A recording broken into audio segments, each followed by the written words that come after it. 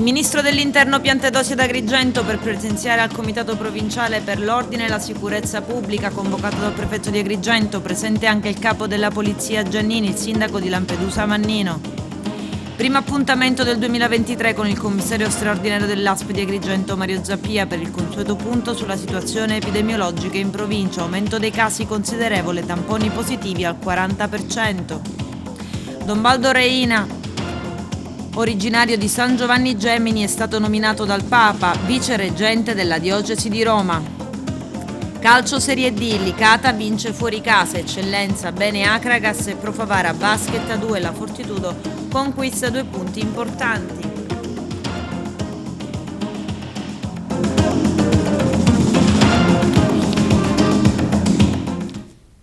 Bentrovati gentili telespettatori al nostro appuntamento con l'informazione. In apertura parliamo del Ministro dell'Interno Matteo Piantedosi in prefettura ad Agrigento per presenziare al Comitato Provinciale per l'Ordine e la Sicurezza Pubblica convocato dal prefetto. Presente anche il capo della Polizia Lamberto Giannini e il sindaco delle Pelagie Filippo Mannino. Il servizio di apertura del nostro direttore Arturo Cantella.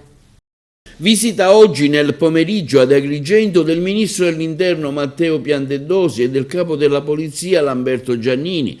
Le due autorità prenderanno parte al Comitato Provinciale per l'Ordine e la Sicurezza Pubblica che si terrà in prefettura. Ad accogliere l'autorità sarà il prefetto di Agrigento Maria Rita Cocciufa. Sarà presente anche il sindaco di Lampedusa e Linosa, Filippo Mannino.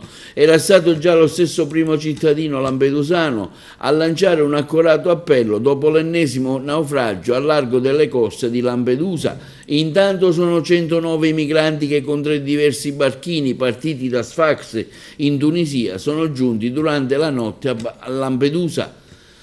A soccorrere sono state le motovedette della Guardia di Finanza e della Capitaneria di Porto. Sul primo gommone c'erano 37 persone, tra cui 5 donne e 2 minori, persone in fuga dal Chad, dal Congo, dalla Costa d'Avorio, dalla Guinea e dal Mali. Sul secondo erano in 33, tra cui 8 donne e 3 minori. Sul terzo in 39, 15 donne e 6 minori. Tutti sono stati portati all'hotspot di Condriata Imbriacola, dove dopo il trasferimento di ieri di 430 persone a Porto Empedocle sono adesso presenti 996 a fronte di 398 posti disponibili.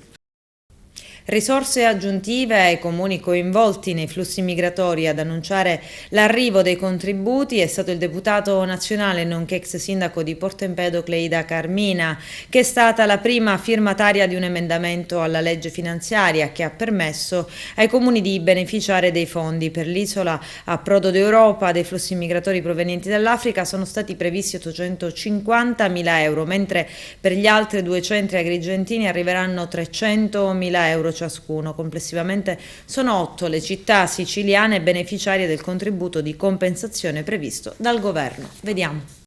Onorevole Carmina, parliamo di questo scorcio di legislatura che l'ha vista impegnata in Commissione Bilancio e di ciò che è stata la sua presenza, anche ottenendo anche dei risultati attivi e fattivi per il nostro territorio. Certamente è stato un lavoro molto duro, difficile, impegnativo, perché in realtà la legge di bilancio si fa in commissione, perché poi quando arriva in aula il governo mette la fiducia e quindi quello che è fatto è fatto. È stato un lavoro duro, nottate intere lì a analizzare emendamento per emendamento, eccetera. Poi è una legge molto dura perché poche risorse sono state destinate alla gente, secondo me facendo anche delle gravi discriminazioni sociali, perché è una legge di bilancio classista che avvantaggia i ricchi e lascia indietro le persone in difficoltà, ma non solo per quel che riguarda le decisioni sul reddito di cittadinanza, ma anche per tutta una serie di provvedimenti. Avevamo chiesto il fondo per la morosità incolpevole per evitare gli sfratti di chi non può pagare, è stato negato. Avevamo chiesto un fondo per aiutare per il materiale scolastico le famiglie in difficoltà ed è stato negato. Tutto tagliato, una macelleria sociale assoluta. Abbiamo chiesto il reddito minimo, io ho proposto un ordine del giorno proprio alla legge di bilancio perché il governo si impegnasse in questa direzione. Guardate che c'è il reddito minimo è presente anche quello in tutta Europa. Noi facciamo richiamo all'Europa per le cose che discriminano, per le cose negative per la gente, e non ci rapportiamo all'Europa per quello che va a beneficio degli esseri umani, perché poi il compito di uno Stato è quello. Personalmente poi mi sono impegnata su vari fronti, anche sul fronte turistico e tanti altri, e soprattutto sulla questione migratoria, perché da ex sindaco di Porto Empedocle ho toccato con mano quello che è il problema, la difficoltà anche dei comuni ad affrontare le difficoltà in ogni direzione. E allora, siccome era stata completamente tagliata l'immigrazione del Mediterraneo da questa legge finanziaria, perché la legge finanziaria nella sua prima bozza prevedeva soltanto all'articolo 116 un aiuto per chi ospitasse rifugiati ucraini, come se i rifugiati che vengono da altre guerre non meritassero analoga attenzione, ci fossero guerre di serie A e guerre di serie B.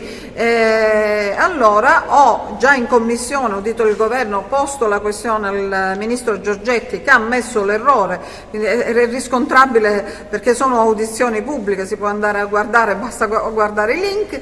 E poi quindi il governo ha fatto un emendamento, un subemendamento alla sua stessa legge, l'articolo 146 ter, però destinando fondi solo a Lampedusa e tralasciando tutti gli altri comuni della fascia costiera come Porto Empedocle, Siculiana, nella nostra provincia, che ha un grande problema.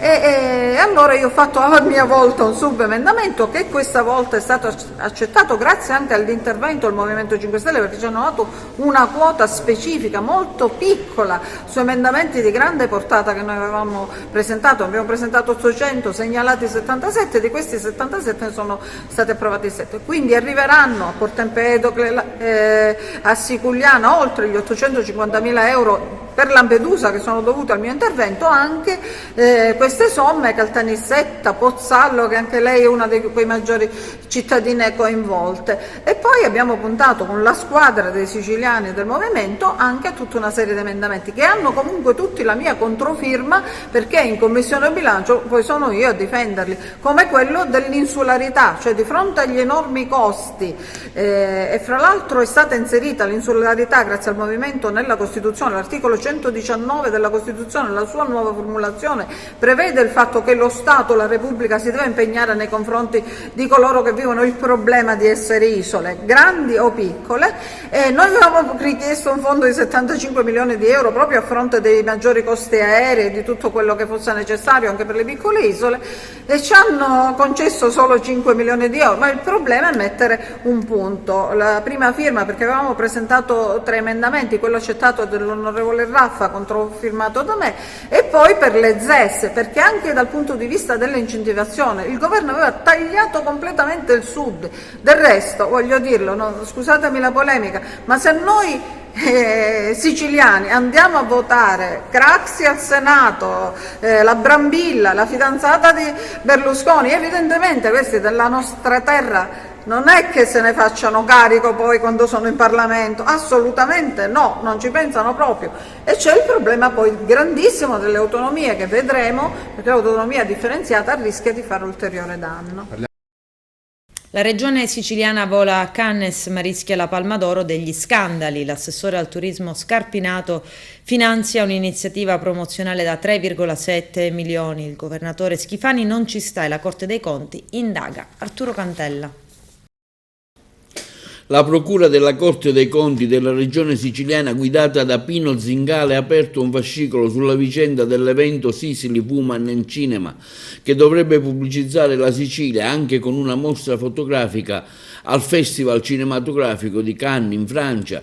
La Regione Siciliana ha impegnato per tale evento ben 3,7 milioni di euro. Tra gli aspetti da chiarire anche quelli sollevati dall'opposizione in una interrogazione all'ARS dai parlamentari del PD, con in testa il capogruppo Michele Catanzaro. Nell'interrogazione sono stati specificati i dettagli di alcune cifre definite spropositate per una singola mostra, assegnate all'assessore regionale al turismo Francesco Paolo Scarpinato, alla società lussemburghese Absolute Blue. Nell'interrogazione si snocciano alcune voci di spesa spesa. Sarebbero previsti infatti oltre 311.000 euro per lo shooting fotografico da realizzare in Sicilia, 2.700.000 euro per l'affitto di Casa Sicilia e lo svolgimento di vari eventi a Cannes per 227.000 euro per spese d'agenzia, altri 920.000 euro per affitto salone e decorazione, 306.000 euro per pannelli pubblicitari,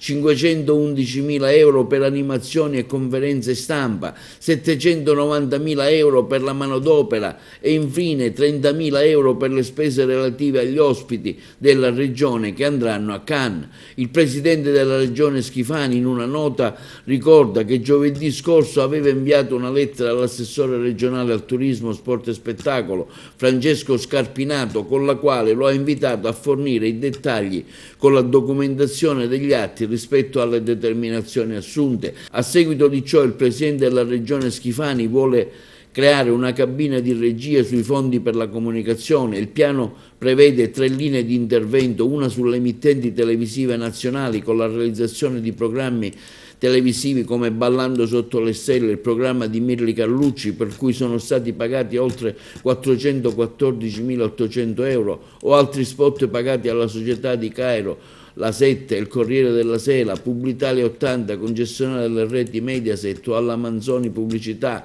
per la testata Repubblica, o Rete Blu, o alla rete Sky Italia, pagati per circa centinaia di migliaia di euro. Poi c'è la campagna sulle reti ferroviarie con cartelloni fissi, circa 1.200.000 euro a grandi stazioni ferroviarie, o a Media One per circa 241.000 euro. Fondi drenati anche da altri assessorati come quello dell'agricoltura, dei beni culturali, spesi dall'assessorato al turismo, ma Schifani adesso vuole andare oltre, sfruttando una norma che risale ai tempi del governo Cuffaro, poco attuata, ad istituire una cabina di regia sulle spese di promozione e comunicazione di tutti gli assessorati, che continuerebbero ad avere la loro autonomia, ma con un vaglio finale sulla congruità e sulla coerenza rispetto alla strategia del governo regionale. Da parte nostra l'auspicio che la promozione avvenga anche nelle emittenti televisive siciliane e locali. Quotidianamente lavorano sul territorio per informare l'opinione pubblica, favorendo anche il pluralismo informativo e garantendo anche una sorta di par condicio nella spesa dei fondi pubblici, nella speranza che il nuovo governo regionale guidato dal presidente Schifani possa veramente attuare.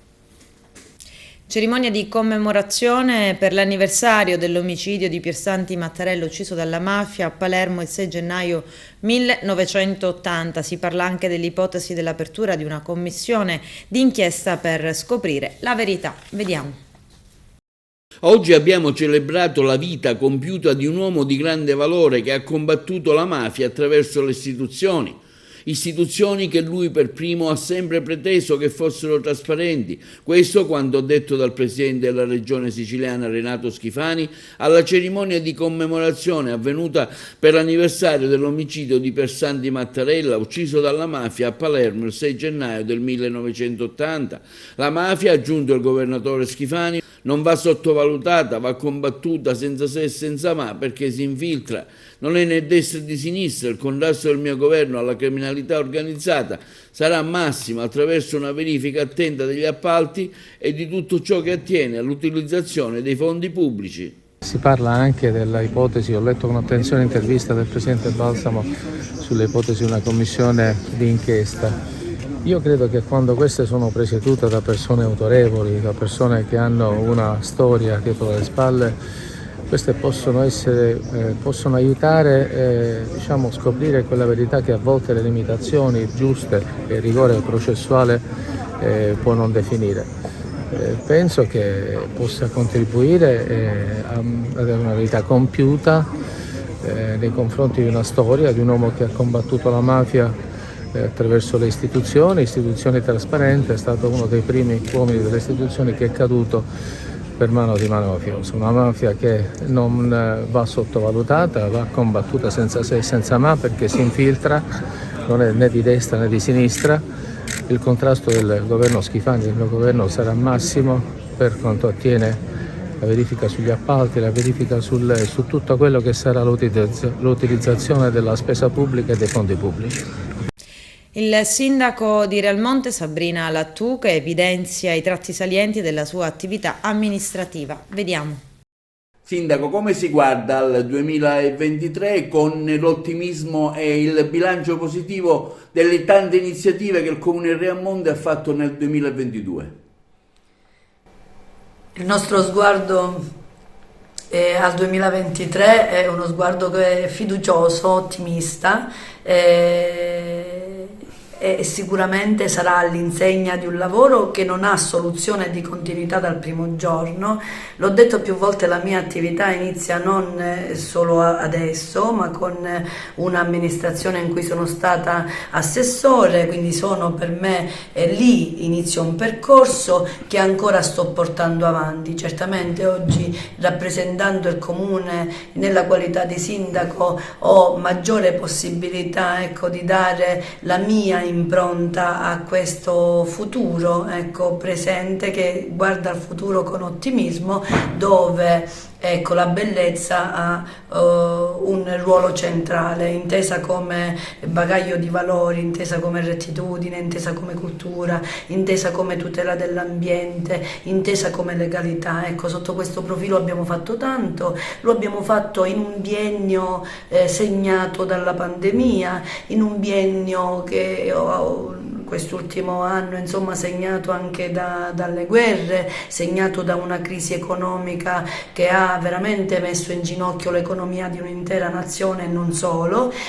Lo abbiamo fatto con serietà e scrupolo, e tutto ciò ci ha portato ad avere risultati importanti: un piano regolatore generale, la definizione della parte demaniale della Scala dei Turchi per 20 anni, un impegno da parte del privato nel contenzioso, che ringraziamo, di un trasferimento gratuito della parte oggetto di contenzioso della Scala dei Turchi, una attenta valutazione e studio su un'area di dissesto, Scala dei Turchi, Faro, oggi anche il PAI relativo al perimetro minerario, dove vi è un P4 da decreto presidenziale del 6 maggio 2021, questo per liberare, ecco, dal P4 un intero territorio e per dare la possibilità all'economia di crescere e a tutto il suo indotto.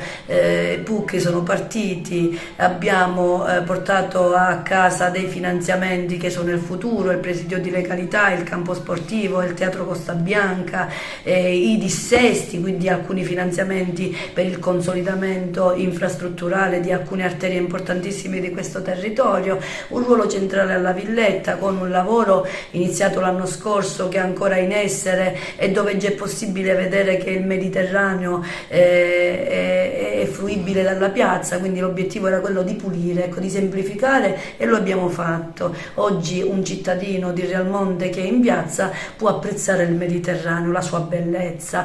Abbiamo lavorato con il distretto turistico per la programmazione natalizia, e anche qua, ecco, lavorare squadra, lavorare in ambito provinciale significa avere di più, tant'è vero che il primo video, il presepe sulla Scala dei Turchi, ha avuto nel giro di pochissime ore 350 e più mila visualizzazioni. Questo per dire che cosa? Che l'occhio è attento su questo territorio della collettività, l'occhio della collettività è attento e ci guardano, ed è bene che questo territorio possa dare questa immagine della Sicilia bella, pulita come la Scala dei Turchi lo è, bianca, candida, dove i ragazzi hanno un ruolo centrale, dove la squadra può fare la differenza tra le istituzioni in primis e con le associazioni e poi, ma anche con tutti i cittadini e con i ragazzi stessi, dove, ecco, un lavoro serio ti porta a gestire anche una situazione emergenziale critica.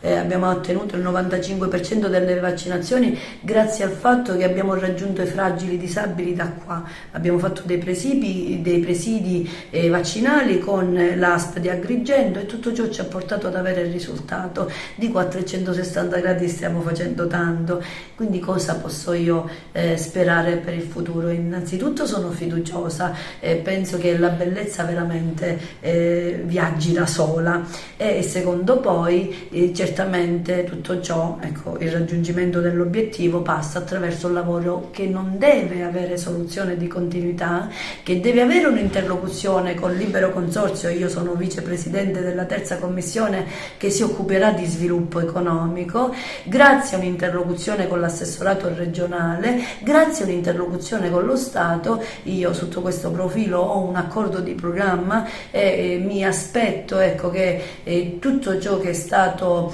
concordato, che è oggetto di quell'accordo, possa essere realizzato nel 2023. Primo appuntamento del 2023 del commissario straordinario dell'ASP di Agrigento Mario Zappia per il consueto punto sulla situazione epidemiologica in provincia. La situazione è in incremento e abbiamo un aumento dei casi considerevole, dice il manager. Questo si vede anche dal numero dei tamponi positivi che sono arrivati al 40%. Vediamo. Il primo appuntamento del 2023. Iniziamo a farvi gli auguri del buon anno, speriamo che sia un anno migliore per tutti. Dal punto di vista sanitario sarà un anno complicato perché stiamo lavorando per sviluppare tutte le azioni previste dal Piano Nazionale di Ripresa e Resilienza con l'attivazione. In questo momento abbiamo già dato in carica, abbiamo già i primi risultati delle progettazioni per le case della comunità, ospedali della comunità e centrali operative che verranno fatte nella provincia di Agrigento. Comunque i lavori sono seguiti costantemente da noi e cercheremo di fare in modo che tutte queste strutture possano dare una svolta alla nostra provincia. Però oggi sapete che il tema fondamentale è quello dell'aggiornamento della situazione Covid nella nostra provincia e avrete già avuto modo di vedere dai media in generale che la situazione del Covid è un po' in incremento. Nella nostra provincia abbiamo dei casi, un aumento dei casi abbastanza considerevole che sfiora le 3 cifre più giorni a settimana e questo si vede anche dal numero di tamponi positivi che sono quasi arrivati al 40% della positività, quindi significa che il virus continua a girare fra noi ma in maniera abbastanza importante in quest'ultima settimana. Lo stesso si può dire per quanto riguarda i ricoveri, perché abbiamo 3 persone in terapia intensiva a Ribera e 10 persone in medicina Covid a Ribera. Quindi la situazione è importante dal punto di vista della contagiosità e della positività, però grazie ai vaccini il discorso della malattia per fortuna viene protetta. Abbiamo un incremento, ma è un incremento fisiologico che per il momento non ci allarma, ma comunque va tenuto in considerazione perché sono dati oggettivi che quindi dobbiamo tenere presenti per monitorare la nostra condizione nella provincia di Agrigento. Tutto questo fa il paio con quello che ci dice il nostro Dipartimento Attività Sanitarie e Osservatorio Epidemiologico della Regione Sicilia, il DASOE, che da questa settimana, da una settimana a questa parte, ha un nuovo dirigente che è il dottor Salvatore Requirez, una persona molto in gamba, già direttore sanitario in parecchie delle nostre aziende sanitarie, che adesso sta dirigendo il Dipartimento DASOE e quindi ci darà una serie di indirizzi e di supporti per quanto riguarda non solo la gestione del Covid, ma tutto quello che è la gestione dell'organizzazione sanitaria a partire dal PNRR e per tutto quello che concerne l'emergenza-urgenza e l'organizzazione di tutti gli ospedali e delle attività territoriali. Già ieri abbiamo avuto un incontro in assessorato con tutti gli altri direttori, il nuovo dirigente generale si è presentato a noi con una serie di iniziative che sicuramente avranno un impatto positivo nella nostra provincia. Intanto la prima cosa che ha fatto è ci sta dando un riscontro per quanto riguarda la situazione del Covid. Il Dipartimento regionale ci dice che questa settimana quasi oltre il 26% in più di positivi rispetto alla settimana precedente, quindi anche il dato di Agrigento è in linea con questo e ci deve, ovviamente, lo dobbiamo sapere per capire un po' che i nostri atteggiamenti di prudenza vanno rispettati perché ci consentono di ridurre al massimo quella che è la malattia. Ovviamente il focus va fatto sempre sugli anziani e sulle persone con molte patologie perché sono quelle che rischiano assieme ai bambini. Sui bambini vi ripeto ulteriormente che soprattutto le bronchioliti e le malattie respiratorie che sono tipiche della malattia influenzale stanno mettendo in difficoltà i nostri reparti di pediatria, i nostri pediatri e di conseguenza anche i pronto soccorso e gli ospedali. Quindi l'esortazione che ripeto anche questa settimana è quella di procedere con la vaccinazione secondo quelli che sono le indicazioni e i suggerimenti del medico di medicina generale per quanto riguarda le persone adulte e per i pediatri di libera scelta per quanto riguarda i bambini. Con la vaccinazione noi riduciamo l'ospedalizzazione e quindi la patologia per queste categorie. Quindi questa è la raccomandazione che continuo a fare perché l'esperienza e la vita vissuta che abbiamo avuto in questi 2 anni ci consente, nonostante questi numeri, nonostante questo incremento di positività, di non avere, grazie ai vaccini, quell'impatto che ha bloccato la nostra nazione e il mondo per 1 anno, quasi 2, nell'immediato passato. Papa Francesco ha nominato vicereggente della diocesi di Roma Monsignor Baldassarre Reina, attuale vescovo ausiliare di Roma, 52 anni, di San Giovanni Gemini, già rettore del seminario di Agrigento. Il vice gerente della diocesi di Roma coadiuva il cardinale vicario nelle funzioni di governo. L'arcivescovo di Agrigento, Monsignor Alessandro Damiano, scrive: la Chiesa agrigentina gioisce per la nomina di Don Baldo Reina a vice gerente. Consapevoli della grande responsabilità che il Papa gli ha affidato, gli assicuriamo il sostegno della nostra preghiera e la nostra amicizia. Parliamo di questa iniziativa portata avanti dall'Associazione Italia Sedesta e con un'associazione nuova che si propone ad Agrigento. Con quali obiettivi? Dunque, l'obiettivo è intanto quello di affrontare la tematica grave del femminicidio che, ahimè, nonostante tutte le premesse a prevenzione, purtroppo continuano ad accadere. Inspiegabilmente si è diffusa questa moda, tra virgolette, di aggressività nei confronti del mondo della donna, che pareva un po' essere migliorato, ma se consideriamo che solo in Italia stiamo assistendo già alla quota di 114 donne nell'arco solo di quest'anno, per poi non pensare a quello che accade un po' in tutto il mondo, dall'America del Sud tristemente all'episodio legato all'Iran, queste donne che lottano per dei diritti che per noi oggi sono superati, cioè non dovrebbero neanche più esistere, purtroppo continuano ad esserci e a mietere vittime in modo, tra virgolette, anche gratuito, perché ci sono motivazioni che ormai non sono più accettabili.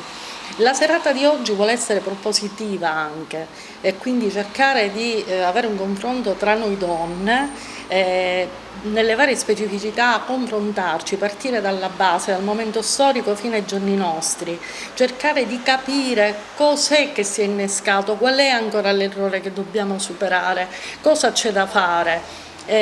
Cosa è a migliorare? Sicuramente siamo tutti d'accordo che lo spirito della cultura è l'unica arma efficace per travolgere questi tabù che purtroppo ancora oggi persistono e che si devono affiancare alla forma di educazione del nuovo essere che va a prospettarsi nel futuro. Quindi innanzitutto appunto il rispetto di madre natura. La madre natura nasce tutto, quindi non possiamo noi più concepire l'idea che venga contro la propria mamma, no? Andare proprio contro la propria mamma. E per cui cerchiamo tutti insieme appunto discutendo dell'aspetto legale, psicologico, sociopolitico, storico, andando a ritroso nel tempo, di cercare una soluzione. E speriamo in questa serata si possa poi giungere anche ad un momento di prospettiva, volendo anche più avanti stilare un documento unitario che appunto metta in luce l'unità al di là delle appartenenze politiche, culturali, questa unità di noi donne di volere superare questo scoglio che ancora persiste. Ilaria Bordenga, psicologa, partecipa a questo interessante convegno, con quali obiettivi? Allora, intanto abbiamo letto Lettera ad un bambino mai nato di Oriana Fallaci ed è proprio di questo che ci occuperemo, cioè delle donne, ma nello specifico io parlerò dei bambini e delle bambine, nell'educazione appunto che si affronta a scuola facendo un lavoro proprio di educazione continua attraverso dei laboratori di esperienza che generalmente avviene quello che è la trasmissione dei contenuti. Ne parliamo sempre quando la donna subisce un danno, ma sarebbe il caso non andare solo nella punta dell'iceberg, ma andare sotto, andare alla base. E quindi diciamo che io nello specifico mi occuperò proprio di questo, di parlare dell'educazione nei bambini all'interno dell'istituzione scolastica, proprio nella base. Roberta, parliamo di questa iniziativa e la sua esperienza, la sua testimonianza. Sì, diciamo che gli incontri sono sempre momenti di confronto importanti. Nel tempo ho pensato che per un determinato tipo di violenza che subiscono le donne, che è quella silenziosa e quella economica, oggi, malgrado siano stati fatti dei passi avanti sotto il profilo della procedura penale con l'inserimento del codice rosso, serva introdurre anche nuove normative che tutelano la donna dopo il percorso nelle case protette per l'inserimento lavorativo, perché alla fine l'indipendenza economica è il riscatto per la donna della violenza subita. Quindi da questo punto di vista mi auspico che il Parlamento legiferi meno e personalmente intraprenderò un'iniziativa in tal senso. Il suo contributo a questa iniziativa, a questo dibattito portato avanti dall'Associazione Italia Sedesta?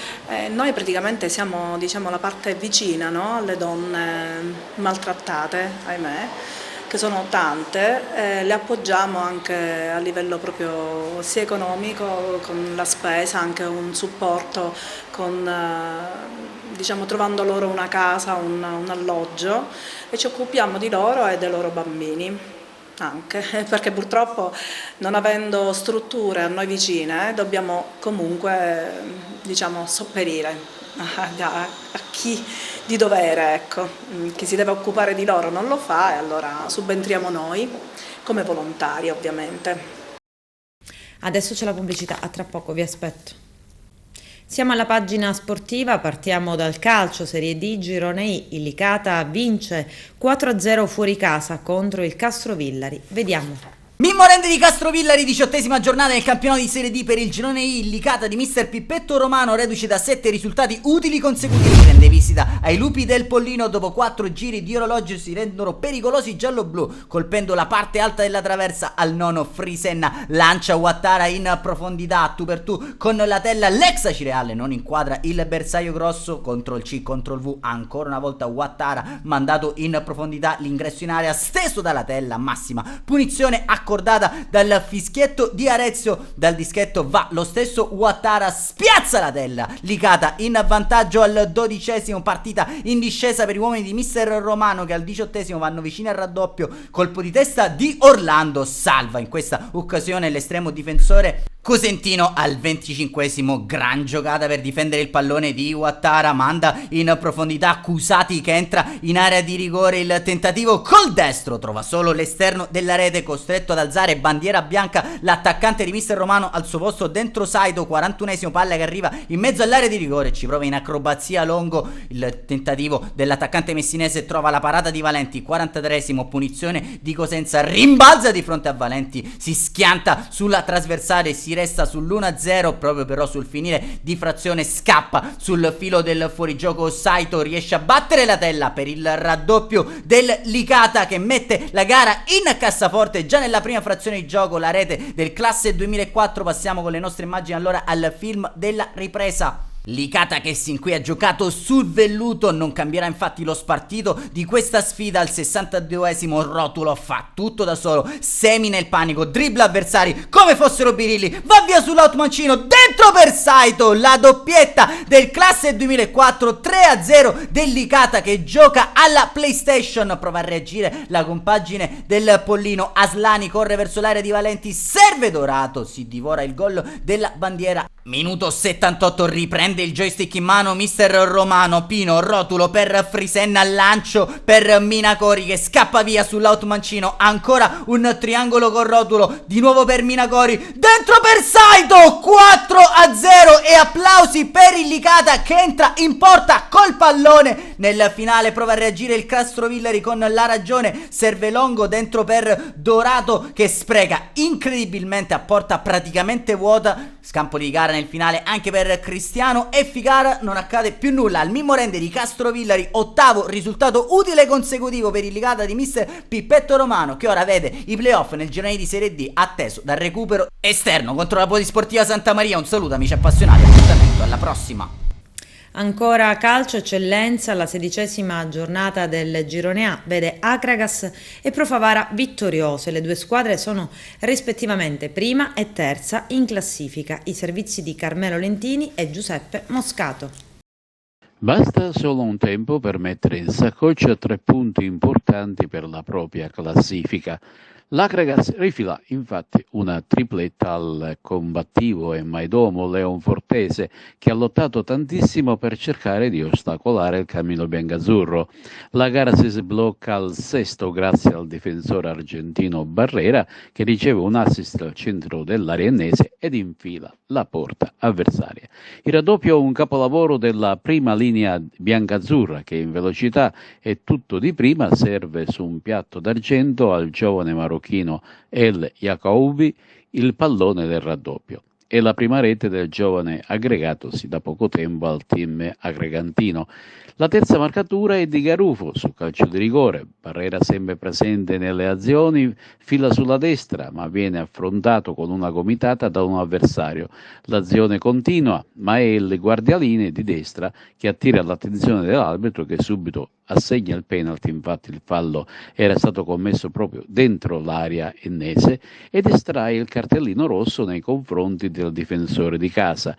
E sul dischetto si presenta Desiderio Garufo che insacca. Nel secondo tempo, solito giro di sostituzioni da entrambe le parti, ma il risultato non cambia. Anche le dirette avversarie dell'Akragas, per cui la classifica cambia sensibilmente in favore della Pro Favara che ha vinto a domicilio del Misilmeri.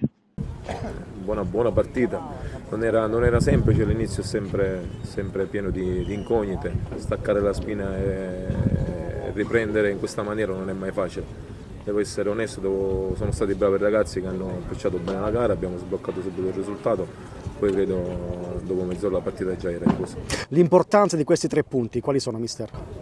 Sono 3 punti che si aggiungono a una classifica importante e manteniamo la prima posizione. Sono convinto che dobbiamo guardare noi stessi senza pensare agli altri. È chiaro che poi questo è un campionato che si deciderà alla fine e noi dobbiamo essere bravi a farci trovare pronti. Il secondo gol dell'Akragas è veramente un gol fantastico, tanto palleggio, l'Akragas che entra in porta con il pallone.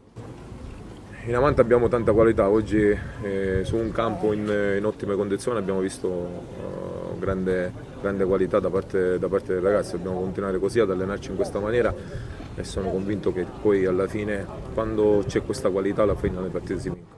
Peccato per il doppio giallo di Locascio che salterà il Mazzara domenica prossima. Sì, forse è l'unico neo della gara, però il gruppo è folto. Chi verrà chiamato in causa sicuramente darà il suo contributo. Questa vittoria che messaggio lancia al campionato, mister? Nessun messaggio perché siamo lì in testa alla classifica, quindi a noi serve per continuare la nostra marcia, sappiamo che è una marcia piena di insidie e dobbiamo continuare a lavorare in questa maniera. Simone Brunetti, l'Akragas vince nettamente sul campo della Leonfortese, inizia nel migliore dei modi il 2023 per voi. L'Akragas rimane in vetta al campionato. Sì, è iniziato nel migliore dei modi, abbiamo approcciato nel modo giusto, è stata una partita dura, abbiamo cercato di metterla nel nostro piano di gioco fin dal primo momento e ci siamo riusciti fortunatamente e dobbiamo proseguire di questo passo. Quanto sono importanti questi 3 punti su un campo insidioso contro un avversario in lotta per la salvezza? Adesso come adesso sono tutti importanti questi 3 punti, perché il girone di ritorno, si sa, è un altro girone con squadre rinforzate e quindi ogni partita è una finale e noi per raggiungere il nostro obiettivo abbiamo tante finali da affrontare. Brunetti sempre più dentro a quest'Akragas. Sì, ormai mi sono molto immedesimato nella squadra, nel sistema di gioco con i compagni e do il mio contributo e spero che si veda. Cosa ti aspetti da questo finale di stagione, il girone di ritorno? Beh, spero di arrivare all'obiettivo prefissato, ovvero quello di vincere il campionato. Dunque il campionato di eccellenza entra nel vivo della stagione, vincono quasi tutte le squadre di testa, solo il Misilmere ha perso in casa lo scontro diretto con il Pro Favara, per cui la classifica non cambia di molto. Prodezza esterna del Pro Favara dunque, che sotto di una rete riesce a raggiungere e poi ad aggiudicarsi lo scontro diretto con il Misilmere, grazie ad una doppietta del solito La Piana.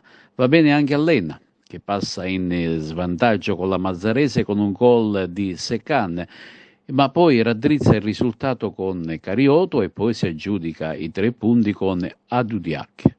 Dell'Akragas ne abbiamo parlato prima con un servizio a parte, mentre lo Sciacca supera il Gela grazie a 5 mani. 2 gare terminate a son di reti, il Resultana con il Parmonval e la Nissa con il Casteldaccia. Ma vediamo quali sono stati i risultati di questa seconda giornata di ritorno. Doncarlo Misilmere Pro Favara 1-2, Enna Mazzarese 2-1, Leonfortese Akragas 0-3, Resultana San Lorenzo Parmonval 5-0, Sciacca Gela 1-0, Mazzara Marineo 0-0, Nissa Casteldaccia 4-1, Cus Palermo Castellammare 1-0. Ma vediamo un po' qual è la classifica, che praticamente è cambiata davvero poco.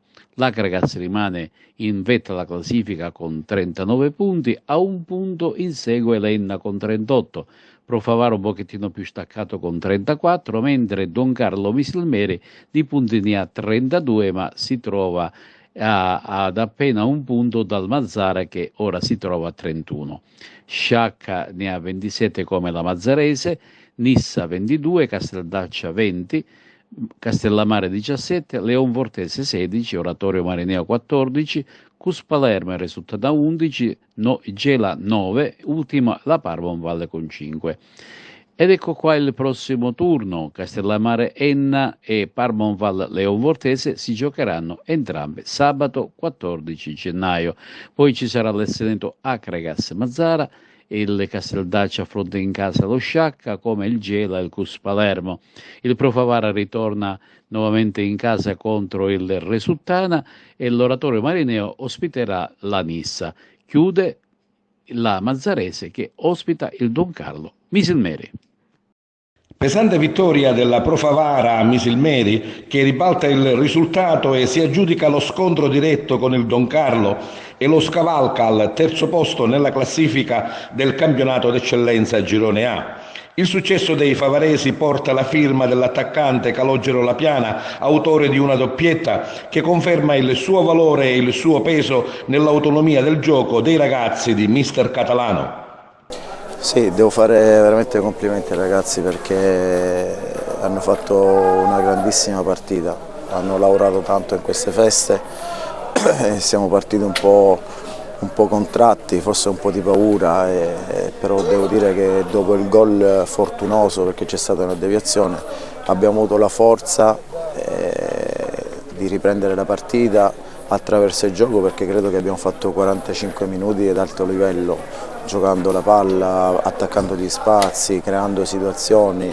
Abbiamo pareggiato la partita, la seconda parte della partita siamo partiti anche bene, l'abbiamo ribaltata e poi credo che abbiamo gestito, non dico bene, però discretamente, anche se abbiamo concesso qualcosina, ma credo che sia anche un po' normale. La Piana, l'uomo partita, ha segnato anche di testa. Calogero è un uomo importante, ma non solo lui, non mi piace parlare dei singoli perché oggi credo che tutti, dagli under agli over, hanno fatto una grandissima partita, sia chi è partito titolare sia chi è entrato dalla panchina, quindi l'ho sempre detto, è un gruppo importante e questo mi fa ben sperare per il proseguo. Noi dobbiamo pensare soltanto adesso a noi stessi, abbiamo messo già la prima partita da parte, adesso penseremo alla prossima anche perché poi non c'è più tempo di recuperare, quindi bisogna sbagliare il meno possibile. E Calogero Lapiana, l'uomo gol, l'uomo partita, naturalmente assieme a una Pro Favara che oggi è stata grande. Diciamo l'uomo gol è grazie soprattutto ai miei compagni che mi mettono in condizione di poterlo fare. Poi diciamo che oggi sapevamo che è una partita molto importante. I primi 10 minuti non abbiamo fatto un approccio come desideravamo, però poi siamo usciti dopo il 20° del primo tempo, abbiamo dimostrato di essere una grande squadra. Avete catapultato il risultato da un gol subito a 2 gol fatti, una cosa bella. Sì, una cosa bella che poi forse in questo campionato era la prima volta che ribaltavamo una partita. Sì. Quindi siamo contenti, ci godiamo questa vittoria e da martedì ripartiamo pronti per la prossima partita di domenica in casa. È stato il Misilmeri ad andare in vantaggio al 12° con una punizione dal limite dell'area di Congialdi deviata dalla barriera che spiazza il portiere favarese Eire. Ci vogliono alcuni minuti per la Pro Favara per riordinare le idee. Inizia così un'altra partita con la Pro Favara che alza il baricentro e costruisce azioni di gioco. Il pareggio arriva al 42° con Calogero Lapiana che con un perfetto diagonale dalla sinistra insacca al margine del secondo palo. Stessa storia alla ripresa. Al terzo De Luca difende una palla a centrocampo, lancia sulla tre quarti Graziano che temporeggia un attimo, crossa e al centro c'è Lapiana che insacca di testa. Al 51° i padroni di casa restano in 10. Congialdi colpisce Lupo mentre è a terra. L'arbitro se ne accorge e non esita ad estrarre il cartellino rosso. Sull'arbitraggio si scatena il disappunto del presidente del Don Carlo Misilmeri che nell'intervista di fine gara non risparmia accuse all'arbitro Mansur Fayet della sezione di Brescia. Intanto faccio un plauso al Favara che è venuto a fare e ha fatto, come è giusto che sia, una grande partita. Meno posso dire dei miei ragazzi purtroppo, ma durante queste 3 settimane abbiamo avuto più imprevisti che possibilità di allenarci al meglio. Detto questo, visto che a fronte di alcune nostre richieste, di alcune nostre lamentele nel corso delle 15 partite precedenti sull'atteggiamento, soprattutto atteggiamento da parte degli arbitri, io comunico a tutti che da questo momento in poi deciderò all'ultimo minuto, e a chi sta bene continua a fare parte della Don Carlo Misilmeri e a chi non gli sta bene se ne può anche andare, di stabilire quale squadra mandare in campo, se mandare i 2005, i 2004, i giovanissimi, gli allievi, la juniores, perché visto che nella totale incapacità di gestire una partita e di mandare una terna arbitrale all'altezza di uno scontro al vertice come quello tra Misilmeri e Favara, ovviamente a questo punto, e visto che non vengono tutelati né gli investimenti miei né gli investimenti del Favara né delle altre squadre, perché quello che è successo già a noi può succedere a tutte le squadre che fanno parte del girone di eccellenza, del torneo di eccellenza. Importante i 3 punti, importantissimo il passo avanti in classifica, ma soprattutto quello che hanno fatto i ragazzi oggi in campo. Si è vista una bella squadra. Noi abbiamo acquistato consapevolezza delle proprie forze perché i ragazzi dopo la sosta hanno lavorato tanto, si è fatto quasi un ritiro precampionato, come si suol dire, perché il mister ha fatto lavorare tantissimo questi ragazzi. Ma ripeto, come abbiamo lasciato il campionato col punteggio finale a Enna, che era un punteggio, ripeto, per chi ha visto la partita si può perdere, ma non in quel modo. Quindi sempre sfortuna non dovevamo avere. Oggi mi sembrava la stessa partita, perché poi insomma stiamo parlando di una squadra fortissima, una delle, secondo me la più attrezzata in questo momento per vincere il campionato. Col cambio di allenatore, un allenatore importantissimo, un allenatore ha fatto certe categorie, quindi col cambio dell'allenatore si aspettavano che loro triplicavano le forze come succede di solito. E invece i ragazzi sono stati meravigliosi, anche perché vincere queste partite non è facile per nessuno. Adesso il basket, a 2 la Fortitudo Agrigento travolge il Rieti e porta a casa 2 punti importanti. Vediamo. Coach, è arrivata un'altra vittoria importante, la prima delle 2 partite casalinghe consecutive, e tolto il secondo quarto dove c'è stato un netto calo, poi è sembrata quasi una partita a senso unico, controllata, quindi quanta soddisfazione c'è in questa vittoria? Sì, allora, non è stata per nulla controllata, ma capisco benissimo che il punteggio e i parziali possano far vedere questo.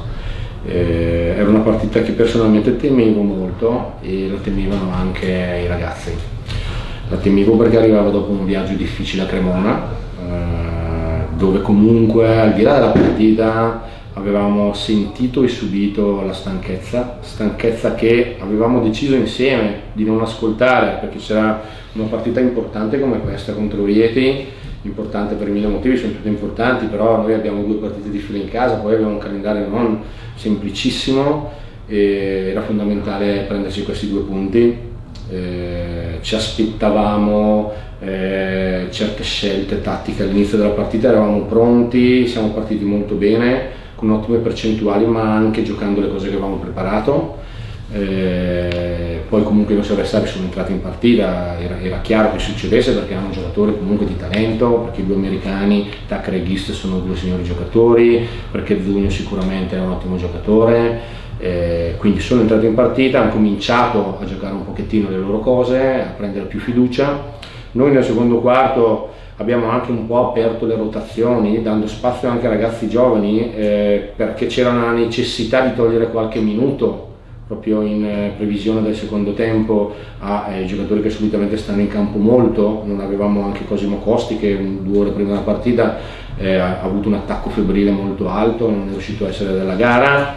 È chiaro che però i ragazzi, se solitamente non giocano pochissimi minuti, è perché ancora non sono in grado, stanno lavorando per esserlo, ci arriveranno, ma ancora non sono in grado di tenere magari alti minutaggi, e quindi è normale che poi in quei momenti lì un pochettino abbiamo pagato. Ma devo dire che c'è stato molto anche di Rieti nel secondo quarto, non solo perché i nostri ragazzini erano in campo, gli errori poi sono stati fatti da parte di tutti.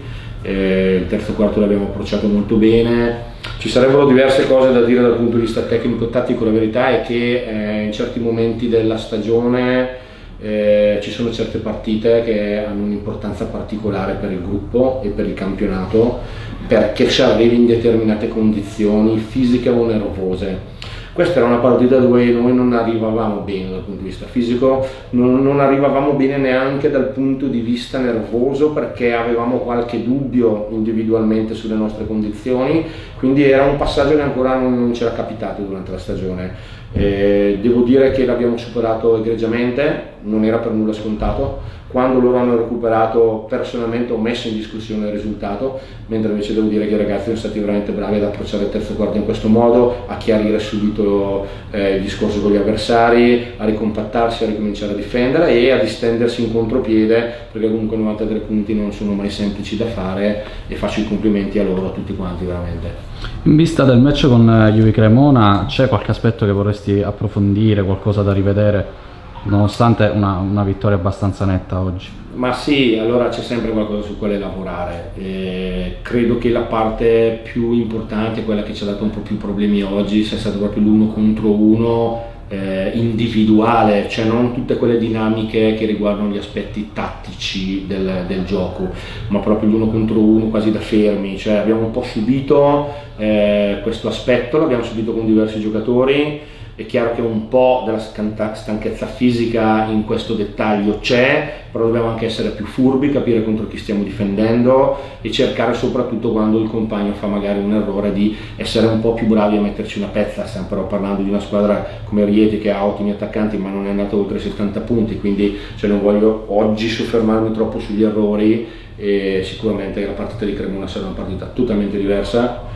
Cremona oggi ha vinto dopo un supplementare con una squadra forte come Milano, ha avuto dei rientranti che fino ad oggi erano infortunati, ormai è una squadra che assume i connotati a livello di completezza di roster, avranno sicuramente tanta energia, sono in un buon momento, una partita molto molto pericolosa dal punto di vista fisico e dal punto di vista tecnico-tattico, e sarà fondamentale per noi approcciarla nel modo giusto e portare via i 2 punti. Io ho visto la partita di Cremona che sono abbonato, l'ho vista al telefonino.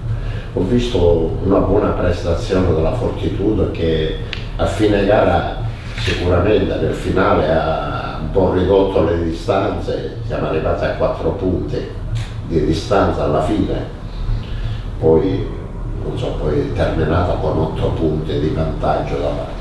Comunque l'ho vista bene la Fortitudo, che ha saputo reagire, non è stata in balia dell'avversario. Certo, dal punto di vista tecnico l'avversario era una spanna superiore, aveva giocatori diciamo di maggiore talento, se vogliamo dirlo, però quest'oggi mi aspettavo la fatica di questa gara di fuori. Ma vede, dice bene lei, adesso senza tornare sul commento tecnico-tattico della partita di Cremona, che però condivido. L'aspetto di fatica c'è stato, l'abbiamo sentito, l'abbiamo avvertito. Noi siamo scesi dalla partita di Cremona mercoledì sera, abbiamo giocato alle 8:30 a Cremona, alle 2:30 di notte, quindi senza ancora aver dormito siamo dovuti ripartire per scendere a Agrigento, perché per noi a volte le trasferte non sono semplici a livello di organizzazione, di logistica. Siamo arrivati nel pomeriggio di giovedì ad Agrigento, abbiamo provato a riposarci, il venerdì, l'allenamento del venerdì è stato un allenamento fantasma, e perché i ragazzi assolutamente non erano nelle condizioni di poter dare nulla dal punto di vista energetico. Abbiamo provato un pochettino a preparare la partita tatticamente e a livello nervoso. Sabato abbiamo aggiustato qualcosa senza poter nemmeno rispendere, che il giorno dopo, cioè oggi, avremmo avuto la partita. La stanchezza oggi c'era, però io credo che la stanchezza sia una componente che segue l'energia nervosa, cioè se tu non badi alla stanchezza, sembra un discorso banale ma è assolutamente vero, se tu non segui i segnali che ti dà la stanchezza, ma con la tua energia nervosa, con le tue motivazioni le metti davanti a tutto, adesso probabilmente i ragazzi faranno fatica ad arrivare alla macchina, sono convinto, però in questi 40 minuti hanno deciso di non ascoltare la stanchezza e questa è l'unica strada, non c'è altro modo. Con questo è tutto, termina qui l'edizione del telegiornale. Grazie per la gentile attenzione e per essere stati con noi. A presto.